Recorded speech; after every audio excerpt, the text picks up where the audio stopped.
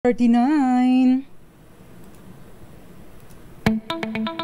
May problema ka ba sa batas? Hihimayin yan ng Panyera ng Bayan, Attorney Rina Seco sa Usapang Legal.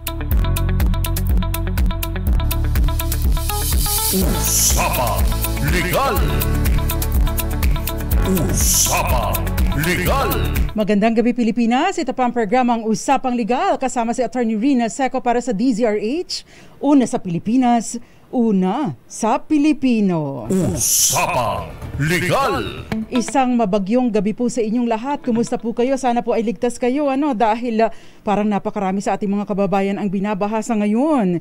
Pero baga po tayo mag-discuss ng mga legal issues or mga questions ng ating mga tagapakinig, patungkol sa ating topic tonight, ay kukuha muna tayo ng report mula sa Pag-asa dahil gusto po natin na updated ang ating mga kababayan para doon sa mga kailangang maghanda pa kung sakasakali man, makapaghanda para hindi naman pumalagay sa alanganin ang kanilang kaligtasan. Usapang Legal. Mag-ingat po sa mga kababayan natin kung sinabi po ng mga local government units na magsilikas na po kayo. At syempre kung may pagkakataon po na makatulong ay tulungan po natin ang ating mga kababayan, lalo na yung mga namimiligro dyan. Sana po ligtas. Aming pong panalangin sa ngayon, yun lang muna ang aming maibibigay sa inyo, ang mga panalangin at syempre ang mga kasamahan po namin sa DZRH Operation Tulong or MBC Operation Tulong Incorporated ay nag-aahanda na rin para magpaabot ng tulong sa ating mga kababayan. In the meantime, we would like to keep you updated by bringing the reports from Pag-asa. Usapang Legal. Magandang gabi po sa inyong lahat. Samahan niyo po ako hanggang 7:30 ng gabi at bibigyan pansin po namin ang inyong mga questions. Magandang gabi po sa inyo, especially kay Joy Garimbao, Ray Mendoza, CJ Acelo, Romulo Cesar Jr. at Ador Cortez. Magandang gabi po sa inyo. Gayon din sa mga taga Nueva Ecija, kumusta po kayo? Kasi nandyan sa ang area ang bagyo, Makakasama po natin mula sa DOST Pag-asa, Miss Grace Castañeda. Magandang gabi po sa inyo. Yes, magandang gabi din po sa ating lahat. Si Bagyong Christine nga po ay nag-intensify into a severe tropical storm at huli po itong namataan sa layong 175 kilometers silangan ng Etiague, Isabela. Taglay po nito yung lakas ng hangin na 95 kilometers per hour malapit sa sentro at bugso ng hangin na umaabot sa 115 kilometers per hour. Ito po ay kumikilos pahilagang kanluran sa bilis na 20 kilometers per hour at sa kasalukuyan nga po habang ito ay binabaybay pa rin yung karagatan na patungo na po dito sa may ating kalupaan ng Northern Luzon is meron po tayong nakataas na wind signal number 3 sa Isabela, Kalinga, Mountain Province, Ifugao sa central portion ng Abra, Benguet, Quirino, Nueva Vizcaya, maging sa northern and central portions ng Aurora, sa northern portion ng Nueva Ecija, maging sa area din ng Pangasinan, La Union, central at southern portions ng Ilocos Sur. Samantala, wind signal number 2 naman po sa nalalabing bahagi ng Ilocos Sur, Ilocos Norte, Apayao, rest of Abra, Cagayan kasama na yung Babuyan Islands, rest of Aurora, Nueva Ecija, Bulacan, Tarlac, Pampanga, Zambales, Bataan, Metro Manila, dito sa bahagi ng Cavite, Laguna, Rizal, Quezon, kasama na po dyan yung Porillo Islands, Camarines Provinces, maging sa bahagi din ng Catanduanes. Samantala, ang wind signal number 1 naman po natin is nakataas sa Batanes, Batangas, Occidental Mindoro, kasama na yung Lubang Islands, Oriental Mindoro, Marinduque, Romblon, Calamian Islands, Albay, Sorsogon, Masbate, kasama na yung Ticao at Burias Islands.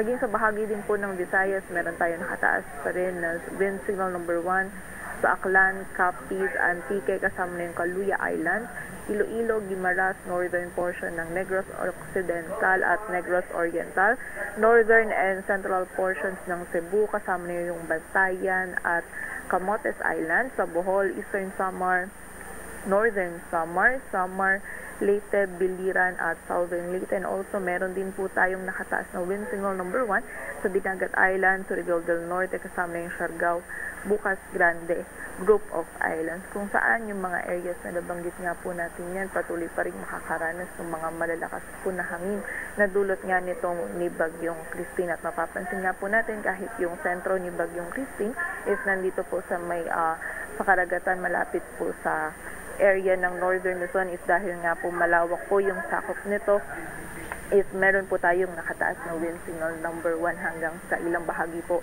ng Mindanao. So pag-iingat po para sa ating mga kababayan sa mga areas po na nabanggit natin. Samantala sa mga pagulan naman po, meron pa rin tayong mga halos malalakas, halos walang tigil po na tuloy-tuloy ng mga pagulan ng mga malalakas sa Cagayan, Isabela, Apayao, Aurora at Quezon, maging sa nalalabing bahagi pa po ng Cagayan Valley, Cordillera Administrative Region, Ilocos Region, rest of Central Luzon, Rizal at Camarines Norte. Samantala, moderate to heavy din po yung mararanasan sa nalalabing bahagi pa ng Calabarzon, Metro Manila, Occidental Mindoro, Oriental Mindoro, Marinduque, Romblon, Calamian Islands, Camarines Norte, Camarines Sur, Catanduanes, Albay, Sorsogon at sa bahagi din po ng Western Visayas. So pag-iingat po para sa ating mga kababayan dyan sa mataas pa din po na banta ng mga pagguho at lupa. Na-expect pa rin po natin maging ngayon pong gabi hanggang bukas po is meron pa rin po tayong mga malakas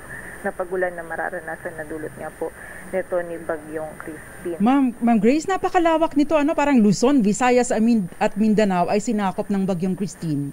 Yes po, tama po kayo. Malawak nga po yung sakop nito ni Bagyong Christine. So kahit nga po yung sentro niya is hindi pa po tumatama dito sa ating kalupaan or nasa karagatan pa po. Ito sa area banda ng malapit sa Northern Luzon is malawak po yung sakop niya. So yung dala niya pong malalakas na hangin and also yung mga malalakas na ulan is malawak po yung sakop po or yung maaapektuhan po or yung patuloy po na naapektuhan. Oo. So hanggang kailan po nandito sa Philippine Area of Responsibility ang bagyo? Sa ating pong latest analysis is posible pong lumabas itong si Bagyong Christine ng Friday po ng hapon. But continuous monitoring pa rin po tayo and also ngayon po tonight po and up to tomorrow po is yung mararamdaman din po natin yung mga malalakas po na mga pagulan pa din and also yung mga malalakas po na hangin sa malaking bahagi po ng Luzon and ilang areas pa po ng Visayas. So patuloy pong pag-iingat and also makipag-ugnayan pa rin po tayo sa ating mga LGU para po dun sa mga action po na kailangan natin gawin para sa ating kaligtasan. So ma'am, ibig pong sabihin hanggang bukas na lang po yung mga pag-ulan pero sa Friday pa mag-i-exit itong si Bagyong Christine.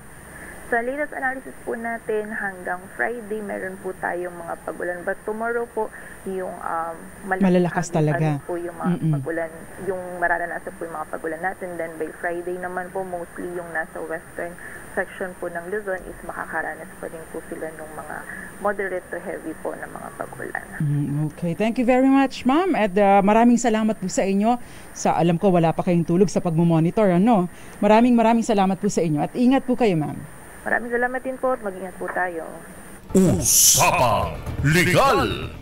Narinig po natin Ms. Grace Castañeda ng DOST Pag-asa. So narinig po ninyo talagang napakalawak ng sinasakop nitong Bagyong Christine at bagaman at walang typhoon signal sa inyong lugar, mag-ingat pa rin po dahil mga uulanin. Ini-expect po natin na uulanin pa tayo hanggang bukas ng umaga yung mga malalakas na pag-ulan. Usapang Legal. From time to time po, bagaman at magtutuloy-tuloy tayo sa ating discussion ng mga usaping legal patungkol doon sa pwede bang bawiin ng tagapagmana ang lupang ipinamigay or donated ng magulang sa iba. Yan po ang tatalakayin natin tonight. Ay tatanggap pa rin po tayo ng update sa ating mga kasamahan na nasa field at nakamonitor para din po tuloy-tuloy ang ating impormasyon or ang ating update kaugnay sa mga rescue operations, kayo din sa kung anumang activities patungkol related pa din po sa bagyo. So dyan lamang po kayo. Usapang Legal. Sa as I have said, ang tatalakayin po natin tonight ay kung pwede bang bawiin ng tagapagmana pagmana ang lupang ipinamigay o donated ng magulang sa iba. Parang, ano yung attorney? Bigay bawi? Pero syempre, di ba, kung ikaw ay anak, tapos yung mga magulang mo, no, namigay ng lupa sa ibang tao, abay minsan, di ba, parang sasama ang loob mo, no? Kasi parang, bakit to bibigay ng nanay at tatay ko sa iba, no? Ay, nandito naman ako, no? Hindi ba ako pwede? Hindi ba ako ganun kamahal ng nanay at tatay ko para ipamigay sa iba yung lupa namin or lupa niya? Usapang Legal! Take note po, ang mga magulang o kung sino mang tao na nagmamay-ari ng property ay maari po niyang ipamigay o gawin ang anuman na kanyang naisin basta legal na paraan, no? Or legal na transaksyon. Pwede po niyang gawin ito sa kanyang property habang buhay pa siya. At ang anak, no, ay wala pong say dito. Maging ang asawa kung ito po ay exclusive property niya. Anong ibig sabihin nito? No, kung ito po ay mana niya, no, na tinanggap, especially during the marriage, ito po ay exclusive property ng taong tumanggap and therefore maari niyang gawin ang naisin niya even without the consent of the spouse o kahit walang permiso, pahintulot ng kanyang asawa. Usapang Legal! So yung donation is an act of liberality. I think understood naman ng lahat kung ano ang ibig sabihin ng donasyon, na pagdodonate, pagbibigay. No? Kaya lang may mga formalities po required, no, sa pagdodonate ng property, especially real property. Bakit, no? Sinasabi po kasi dapat ito ay nasusulat, no? Ito ay pinapanotaryohan dahil nire-require po ng batas. It is executed in a public instrument. At nagiging public instrument po ang isang dokumento kapag ka ito ay ninotaryo ng isang legit na notary public. Usapang Legal! Pero hindi po doon nagtatapos dahil kailangan din po ng acceptance o pagtanggap nitong binibigyan, no? At tinanggap ito during the lifetime of the donor. So hindi pwedeng pag nawala na saka pa lang tatanggapin dahil kapag ka po ganito, no? Ay maari pong bawiin. Actually hindi nagiging effective ang donasyon. Usapang Legal! Ipagpapatuloy pa po natin ang ating talakayan pero meron po tayong DZRH Malakas promo question. Mamimigay pa rin tayo ng 500 pesos para po sa mananalo sa ating Malakas promo question tonight. Sasagot po ng tama or true or false. Pwedeng pumirma bilang attesting witness sa deed of donation ang donee o tumatanggap. Ipadala po bilang private message sa akin at pipili po ako ng isang mananalo tonight. But of course, isama po ang inyong full name, ang inyong GCash number at kung nasaan po kayo. Valentina Milena Poncha, Zoraida Falorina, Mierna de la Cruz, gayon din sa iyo Moonbeats at Violeta Montecalvo Zambrano, Odette Oxales, si Kenneth Arevalo, Ramel Maluto, at Josephine Garimbao, Sally Pau, Eds Maglakas, Tita Ami Miraflor Garcia, Mami Belen Rivera, kayo pong lahat ingat po kayo. Usapang Legal! Lorena Castañeto, magandang gabi.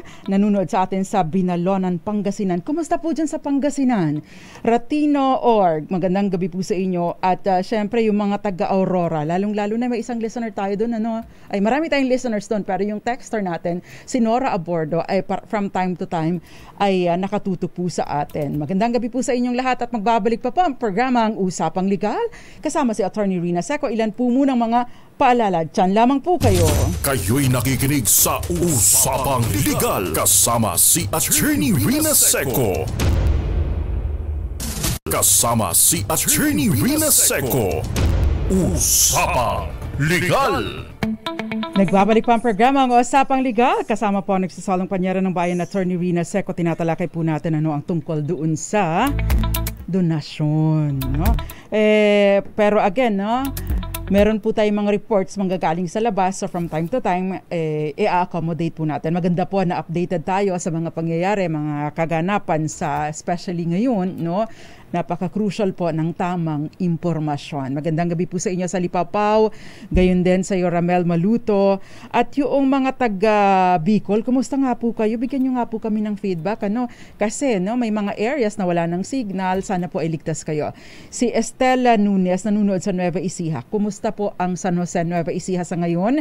Si Cora Caburaw, magandang gabi at ingat din po kayo. Si Leo Havares sa Puerto Princesa City. Kumusta po sa Puerto Princesa or sa Palawan? Kumusta po kayo dyan? Jerry Sumagaysay, Ernie Belloso, gayon din sa iyo Herminihildo Domeng. Sana daw ay maging mapayapa at ligtas tayong lahat. Kay Christine, magandang gabi sa iyo Mirna de la Cruz, Ivy Gutierrez. Ivy, di ba taga Pangasinan ka? Alan Ronald Mugar Evaristo, gayon din Marisa Alvaro. Nagtatanong siya kung meron pa ba sa Bicol na bagyo. Samar, medyo maayos na daw sa Samar. Tama po ba ang pagkakaintindi ko sa mensahe ninyo? Raul Ofemia, nanonood sa atin, and of course, Odette Ogsales. Yung iba pong mga messages ay babasahin natin sa ating as we go along. Thanks Villanueva, magandang gabi sa inyo. Kumusta ba dyan sa Marinduque? Raymond Botalon, taga saan ka Raymond? Bigyan niyo po kami ng feedback kung kumusta ang panahon sa inyong lugar, kumusta ang mga pag-ulan. Usapang Legal. Gayon din sa Arwel Manalang, sabi niya magandang gabi po, shout out sa mga taga Concepcion, Tarlac, San Vicente, lagi nakikinig. Magandang gabi po sa inyo. Ariel, magandang gabi po sa iyo. Okay, so balikan po natin ang ating topic tonight kasi po minsan maliligaw-ligaw tayo, but again tinatalakay po natin yung tungkol sa donasyon or pwede ba itong bawiin. Bago po tayo mag-pause for commercial, binanggit na po natin na yung property, especially itong mga real properties, lupa't bahay, condominium unit, apartment, townhouses, yung mga real properties po na yan, kailangan pong nasusulat para maging registrable.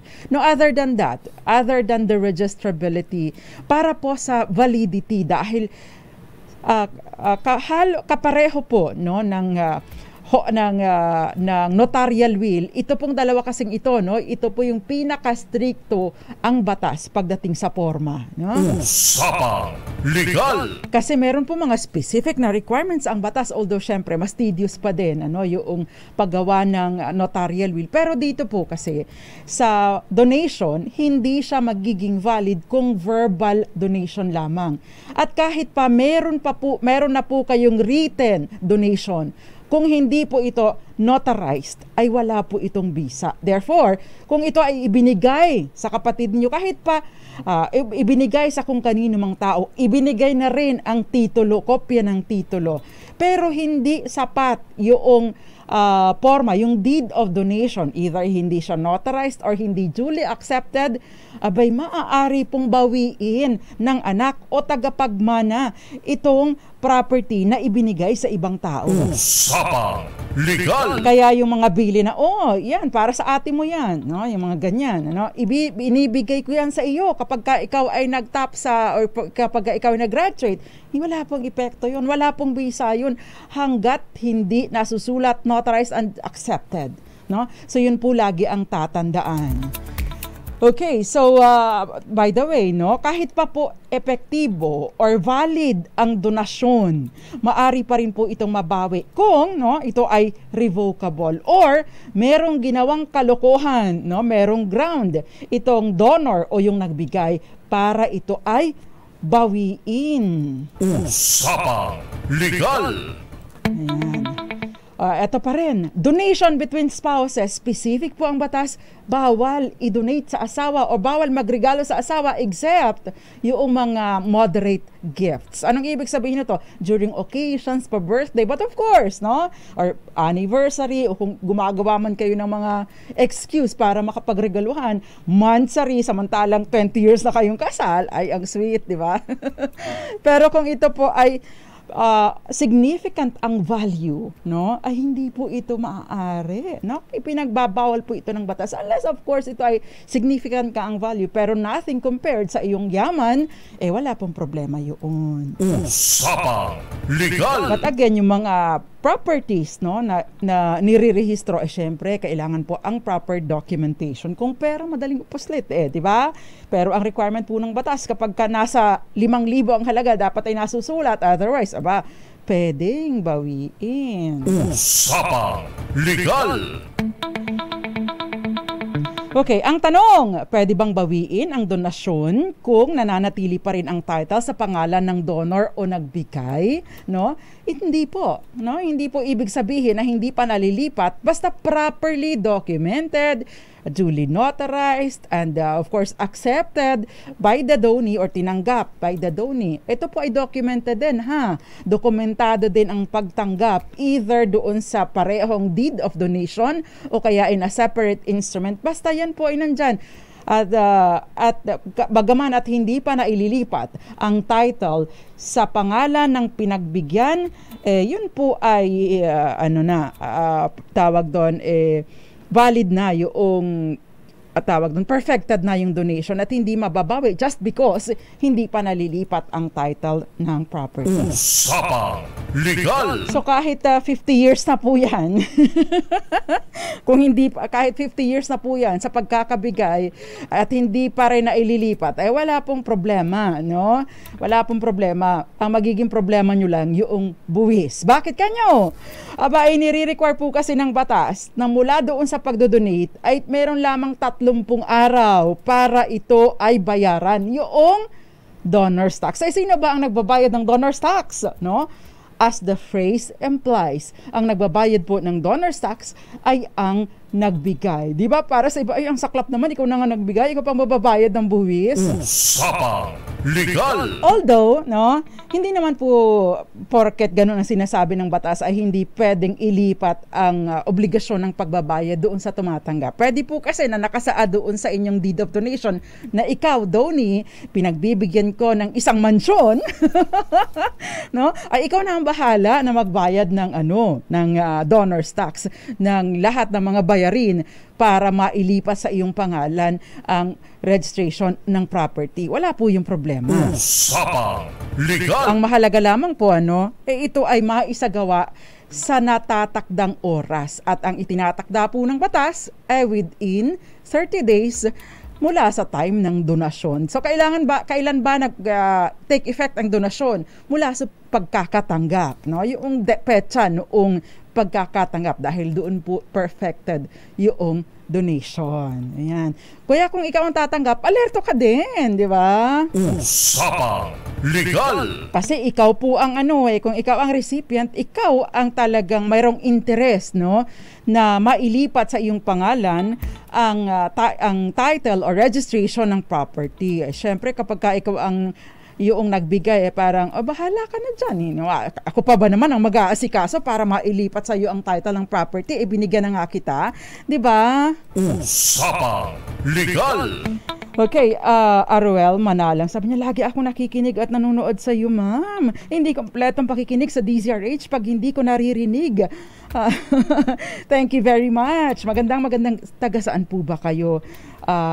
Taga Concepcion, Tarlac, sa San Vicente, lagi nakikinig sa atin. Thank you very much po sa inyo. Usapang Legal.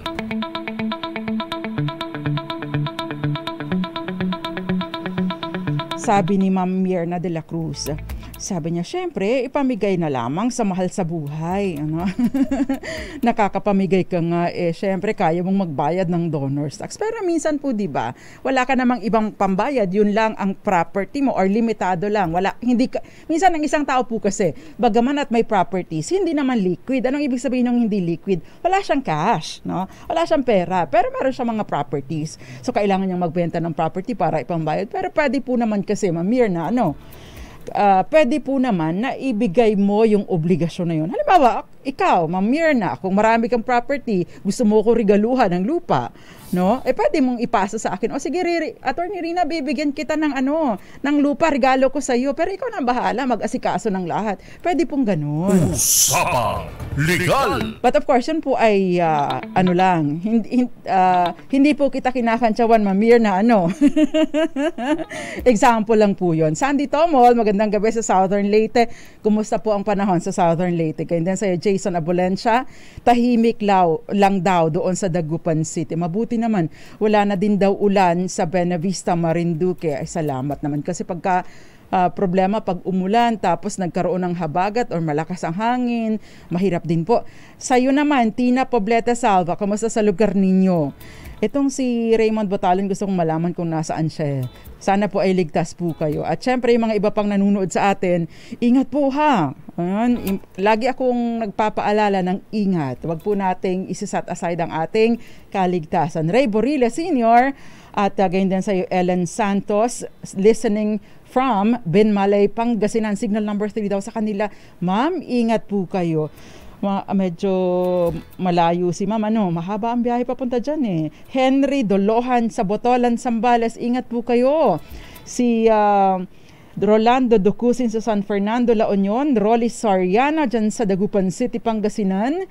Si Ana Orogo Dumao, nanunood sa atin sa Eastwood Residences, Montalban, Rizal. At sabi niya ingat daw sa kanyang mga pamilya na nasa Ginobatan, Albay, sa Orogo at Borbe family. Magandang gabi po sa inyo at ingat po kayo. Lagi kong pinapaulit-ulit yung ingat dahil dapat po conscious tayo sa ating kaligtasan. Usapang Legal. Okay, so let's move on. Next question.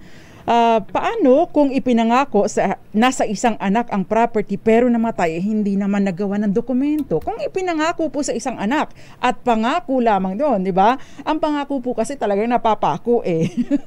Di po ba? So again, kailangan po ng deed of donation na duly notarized at natanggap ninyo during the lifetime of the donor.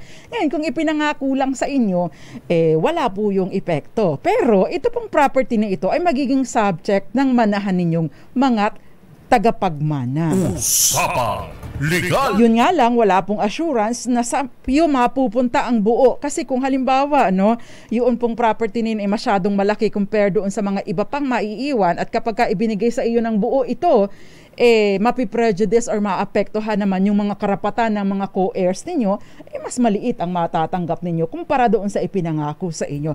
Hindi po ninyo pwedeng i-insist, yung verbal donation o yung verbal na pagpapamana dahil again, ang donation at ang pagpapamana, yan po ay matindi ang mga requirements. Usapang Legal. Okay, so next question. Kung may chance po ba na babawi ang donation, hanggang kailan po ba? Meron po kayong 4 na taon, mula doon sa doon sa sitwasyon na tawag doon. May 4 na taon kayo mula doon sa time na nagpakita ng sinyales na nalalabag yung kondisyon doon sa inyong donation. Kasi may mapagkakataon po, halimbawa, sasabihin ko na, JM Arroyo, idinodonate ko sa iyo itong portion ng property ni ito sa isang kondisyon. Paggawan mo yan ng, say for example, chapel, kaya lang, nakalagay doon, sa loob ng 5 taon, dapat mapagawa mo yung chapel na yan. Hindi ginawa ni JM Arroyo. So mula po doon sa time na sabi pa nga sa Bisaya, igipakyas o sumira siya doon sa kondisyon ng donasyon, meron po akong 4 na taon para bawiin ang property. Usapang Legal. So yung mga nagbabalak dyan, ibibigay ko ito subject sa kondisyon na ganito, lagyan po ninyo ng pwede po ninyo lagyan ng ganong stipulation. Meron din naman na pagkakataon na automatically marirevert sa ang akin ng pagmamay-ari ng property kapag hindi mo tinupad itong conditions na ito. Ayan. Usapang Legal. Sinasaad pa doon na without need of court action, di ba? Pwede pong sabihin ganun. Malakas daw ang hangin sa Laguna. Prayer is powerful. Yes, I agree with you. Magandang gabi din sa inyo. I know taga Bicol ka, Ma'am Charo Abraham. bumasok daw ang tubig sa kanilang bedroom. Nako, ingat po kayo, ma'am. Hazel Hati, magandang gabi sa'yo. At yung mga iba pa, Lengleng Francisco, nanunood sa atin sa Macau. Nasa Macau ka, Miss Lengleng? Taga Bagtingon, Buenavista, Marinduque. Mga kaano namin ito, kabarangay namin ni Odette Oxales. Magandang gabi po sa inyo. Steve Vasquez, Marinette Garay sa Bulacan. Pinangangambahan po ang pagbaha dyan sa Bulacan. Rose Motar, Gayended Eduardo Narvaez, Florence Regalo, Ray Boriles Sr. Magandang gabi po sa inyo. At again, ingat po kayo. Dante Ebardalosa, magandang gabi po sa inyo. Kayo'y nakikinig sa Usapang Legal kasama si Attorney Rina Seco. Okay, the next question. Binigay po ng tita ko ang lahat ng kanyang ari-arian sa isa niyang kapatid. Tanong ko po, may habol po ba ang mga ibang kapatid? Wala po siyang anak at wala din po siyang asawa, no? Ito po ang dapat nating malaman. Unang-unang tanong, valid ba yung donasyon? Properly documented ba? Nasusulat, ito ay notarized, at ito ay duly accepted, no? Babanggitin ko rin po na ang isang taong single, walang anak, walang asawa, wala nang naiiwang magulang, ay ibig sabihin wala na siyang naiiwan na compulsory heirs, no? Ibig pong sabihin meron na siyang kalayaan na ipamigay ang kanyang mga ari-arian, no, kahit kanino niya naisin, no? Wag lang doon sa halimbawa may karelasyon siya, bagaman at single, diba? Karelasyon siya na yung karelasyon niya mayroong asawa, yun po ay hindi pinapayagan ng batas. Pero kung ito ay binigay niya sa kung kanino in consideration of halimbawa, inasikaso siya, kaibigan niya, wala po itong issue. So, kung valid po ang donation, wala po itong problema. Nakapirma ang tanong nakapirma ba ang pinagbigyan? So, ibig sabihin, duly accepted. Notaryado ba ang donasyon? Okay. At yung nagbigay ay sa kanya talaga nakapangalan yung property. Kasi take note po you cannot give what you do not have. So for example, no, si J.M. Arroyo ay pinapalagay niya, no, na dahil maraming ari-arian ang tatay niya na si Arnold Arroyo, no, iniisip niya, ako ang tagapagmana ng tatay ko, ibibigay ko na lang kay Attorney Rina ang property ko, mamanahin ko sa tatay ko. Hindi yun po pwede. Bakit? Hindi pa naman siya ang nagmamay-ari ng property, di ba? Usapang Legal. Ayan, so yun po yung mga mahalagang punto patungkol sa donasyon. Usapang Legal. Ano pa, mga questions? Magtanong pa nga po kayo. Ako po Ako po hyper ngayon Janet ko, magandang gabi sa iyo. Sylvia Quirino, paulan-ulan daw sa Cainta. CJ A. Fernandez, umuulan-ulan at may pabugso-bugsong mahinang hangin dito sa amin sa Calasiao, Pangasinan. A blessed evening to everyone daw. Magandang gabi po sa inyo at God bless you too. Ingat po kayo dyan Talaga napakarami nating mga tagapanood, tagapakinig dyan sa Pangasinan. Ano po? Nakakatuwa. Pag pumupunta ako dyan sa Pangasinan parang may mga nakakakilala sa atin dyan. Magandang gabi po sa inyo. Usapang Legal. Okay, si Lois Yok, magandang gabi sa iyo. Pasensya na kayo. Ako po'y inuubo, baka ako po'y makahawa. Mahirap na, no? Konsensya ko pa kung may mahawaan ako. Pero pwede po na niyo akong hanapin sa Facebook, no? Meron po akong Facebook at nag-i-entertain din po ako ng mga questions doon. Okay, by the way, eto na po, no? Kung ikaw ay magbibigay, kasi di ba meron pong witness doon, dalawang attesting witness, no? Doon sa deed of donation ninyo, pipirma kayo, sa baba may attesting witness, no? Pipirma yung witnesses doon. Hindi po ninyo pwedeng gawing testigo sa deed of donation yung pinagbibigyan ninyo. Ayun. So malinaw yun, ano? Kung ikaw ang tatanggap, huwag kang titistigo. Bakit? Ay void ang donation. Sayang ang pagkakataon mo na magkaroon ng pagmamay-ari. Usapang Legal. Okay. Paano po kung below 5 years old yung idudonate, sa below 5 years old yung idudonate ng property? Meron pong guardian na pwedeng tumayo sa kanya. Yung guardian po niya ang pwedeng tumayo para sa kanya, ang pipirma. No? So, pwede po itong mangyari. Hindi po pinagbabawalan. By the way, kapag ka po nagdo-donate, tinitiyak din po na meron pang sinicertify or nanunumpa din po ang nagbibigay na sinasabi niya na meron akong reserbang sufficient property para pang sustain, no? Pang support sa aking mga pangangailangan, at ginawa ko ang donasyon na ito, no? Hindi para lukohin ang aking mga pinagkakautangan. Usapang Legal! Kasi kung ito po ay kinukubli mo or itinatakas mo, tinitiyak mo para walang mahabol ang pinagkakautangan mo, pwede po itong questionin ng creditor. Pwede po itong habulin. Usapang Legal! Magdalena Martin, nanonood sa atin dyan sa Tondo. Magandang gabi po sa inyo.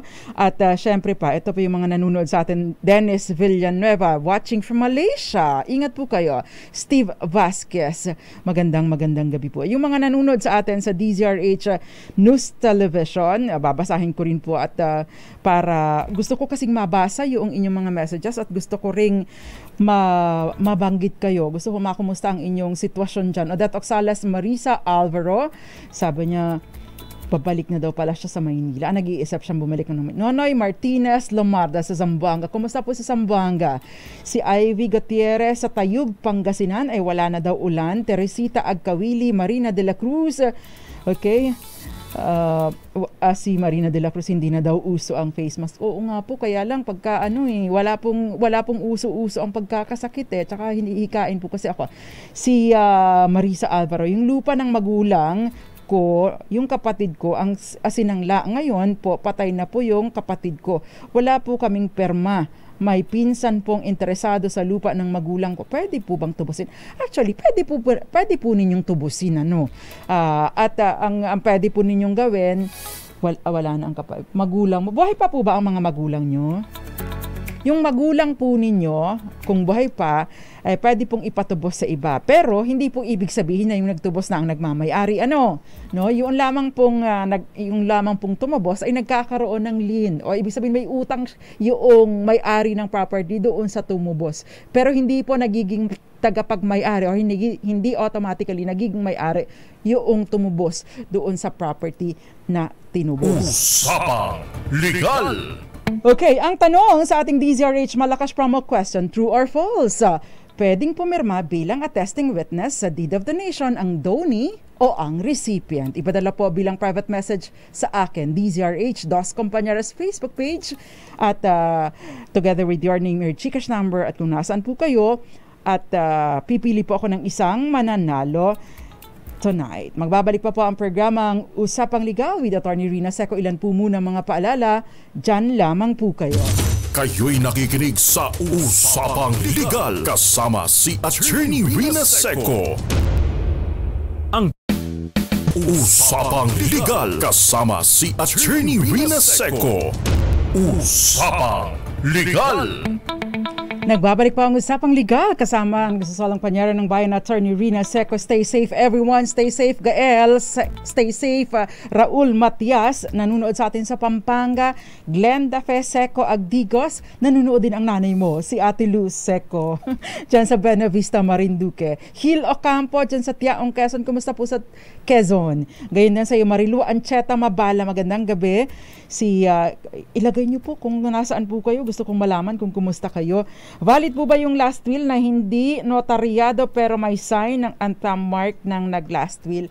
Ito po ay sulat kamay. Kung ito po ay sulat kamay ng may-ari ng property o yung nagpapamana, tapos may petsa at tapos pirma, basta't sulat kamay ng taong nagpapamana o ng taong gumawa nito, yung nakapirma doon, wala pong problema. Kahit hindi po kailangang i-notarized, ito po yung tinatawag na holographic will. Sa holographic will, nasusulat ang petsa, sulat kamay ng nagpapamana, at saka yung kung kanino niya ibinibigay at ang pirma. Wala pong problema. Hindi kailangang i-notarize. Usapang Legal! Okay, meron pang ibang mga questions dito. May before tayo mag-pause for commercial, may question dito si Abet Aranza. Magandang gabi. Sabi niya ganun, magtatanong lang po, sinanla po ng lupa or sinanla po may sinangla po na lupa, may kasulatan po yung nagsangla at pinagsanglaan, pero wala pong kaharap na abogado. Ngayon, itinatanggi na nagsangla na may habol po ba si pinagsanglaan. Actually, yun pong sanglaan ninyo ay binding po sa pagitan ninyong dalawa nung nagsangla at pinagsanglaan. Kaya lang, magiging problema dyan kapag may third party po. So, kailangan po ninyong patunayan na meron. Meron bang makakapag-testify? Kasi basically, ang sangla po, di ba, is utang. So, nananatili po yung yung principal contract, which is yung principal contract, utang or loan. So, yung sangla, yung property, ayun po ay security. So, pwede pa rin po ninyong singilin. Usapang Legal! Yun nga lang, kung wala pong nasusulat, ay yung pong interest doon, no? Hindi po ninyo mai-impose yung interest, no?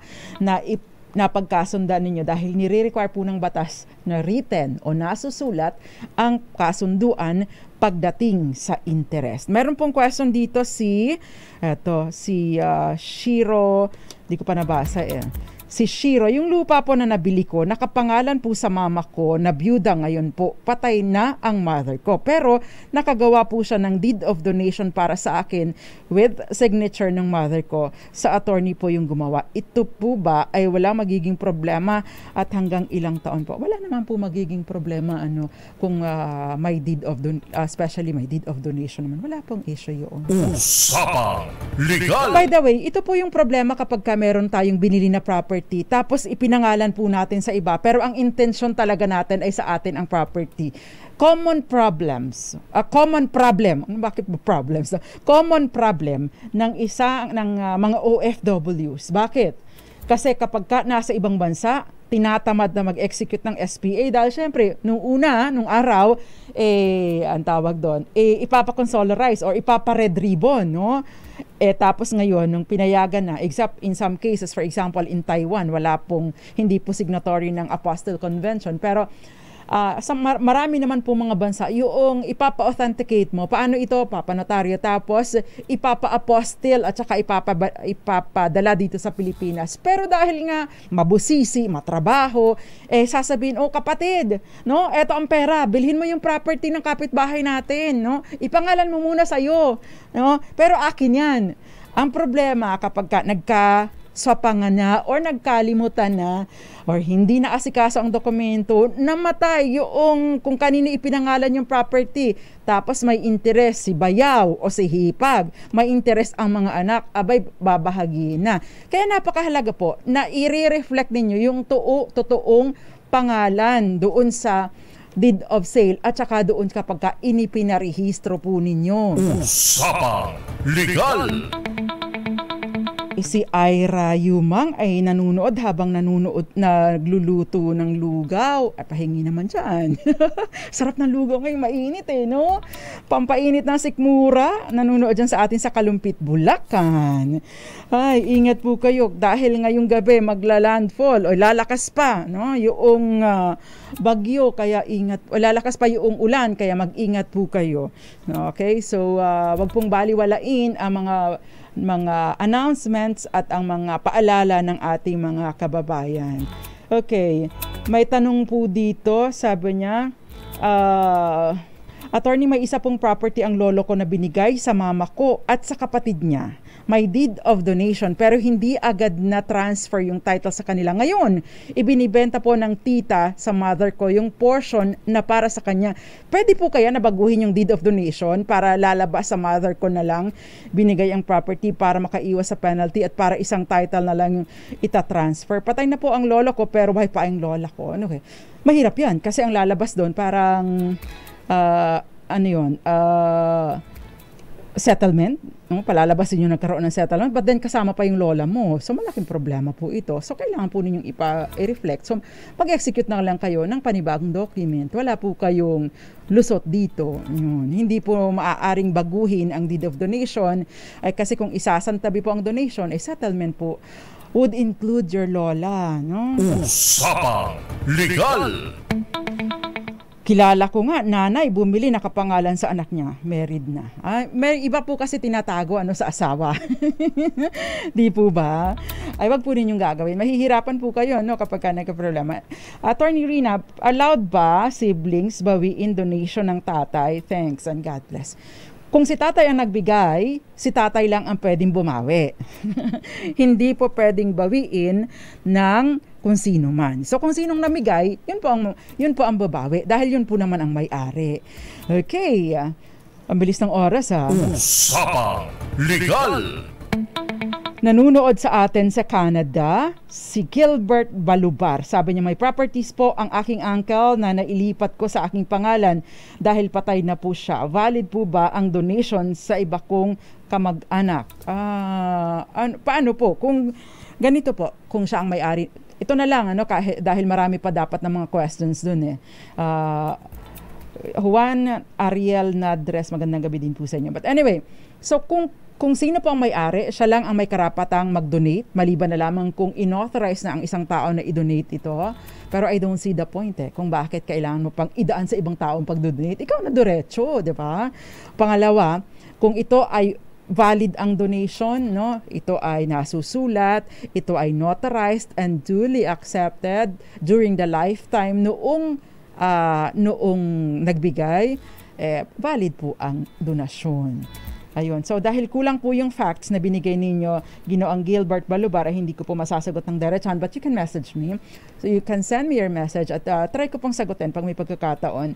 Si Helen Failago, magandang gabi dyan sa lalawigan ng Laguna at Ginayayagan, Quezon. Magandang gabi po sa inyo. Fiesta Mart Royal, na-miss kita, tagal mong nawala.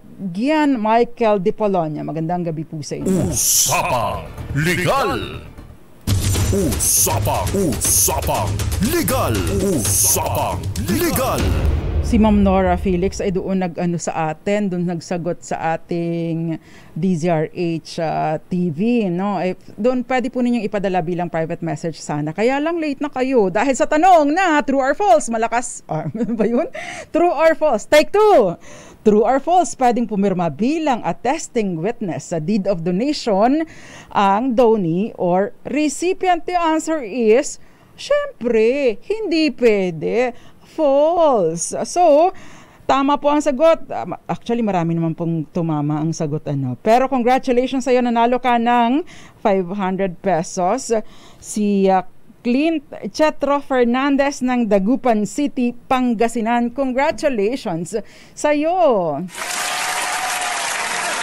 Magsama-sama po ulit tayo on Friday. Same time, same station, same channel. Advance happy birthday sa iyo, Gael Enriquez. Mag-birthday na si Gael. Anyway, antabayan na po susunod na programang Lunas at Lunas Extension. At syempre pa, manatili pong nakatutok para sa update sa movement ng bagyo at maging yung monitoring natin ng mga pag-ulan para po sa ating kaligtasan.